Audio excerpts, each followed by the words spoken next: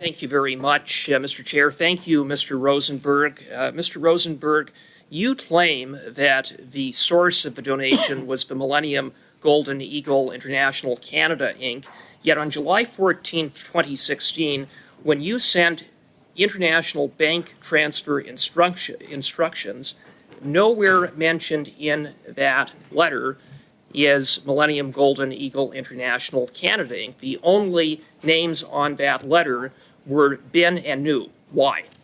I don't have the document, and I can't answer the question because I don't recall right now. Highly suspicious.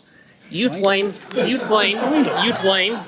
it. Highly suspicious that on a document sent to transfer the money, that nowhere is that entity mentioned, just the names of those donors. You claim that the receipt was sent to the registered office of this company, but yet in the September 26, 2016 correspondence with the Trudeau Foundation, the address that the receipt was requested to be sent is the same address as the China Cultural Industry Association. Can you explain that? Well, I'll say two things. First of all, I know that Mr. Zhang was the president of Millennium International and director of Millennium Canada. I'm not sure what other positions were.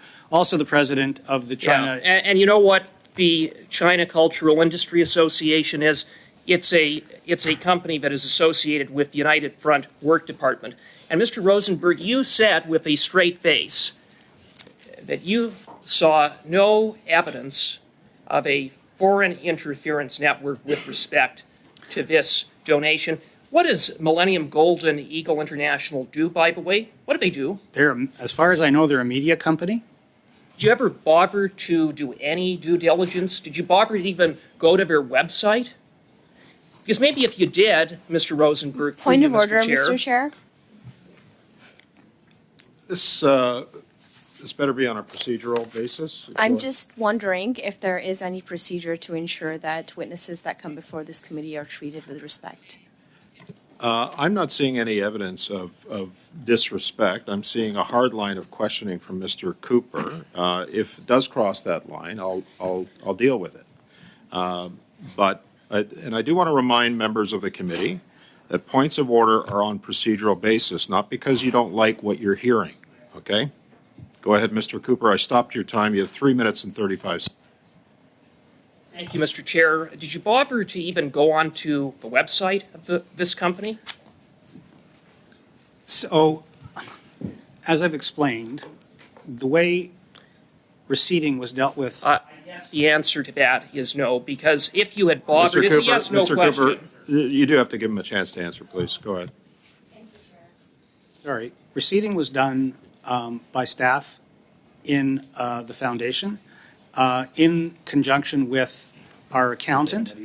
And when I got a receipt to sign, I assumed that it was fine. Hopefully they knew how to use Google, because had they bothered to do so, had you bothered to do your due diligence, you would have known that the website of the Millennium Golden Eagle International states that as part of her mandate is to take governmental guidance from Beijing. If you had bothered to do your due diligence, you would have known that Zhang Bin was a political advisor to the Beijing regime. You came before this committee with a straight face as the former Deputy Minister of Foreign Affairs, and you said, there's nothing to see here in the face of that. Are you serious? Yeah, I'm serious, and I'll answer your question. First of all, Zhang Bin was introduced to Mr. Lefebvre at the University of Montreal by our ambassador in China, Mr. Guy Saint-Jacques, who I actually spoke to yesterday. Mr. Saint-Jacques was very well aware of the associations that Mr. Zhang had, and I think it was felt that almost everybody in China who was anybody had some connection with the government. The question was, what were they trying to influence? And this agreement began to crystallize with this individual associated with the United Front Work Department, with this shell company, with that had an address that was a house in Dorval, that whereby it was insisted upon, but as a condition, the Prime Minister's brother be involved, that all of this was happening 1 month before a federal election campaign, Well, and you didn't see anything to be concerned about, nothing at all to be, nothing, no red flag for you that would have said, maybe we should look into this, maybe we should do our due diligence, maybe there's something here. Nothing at all.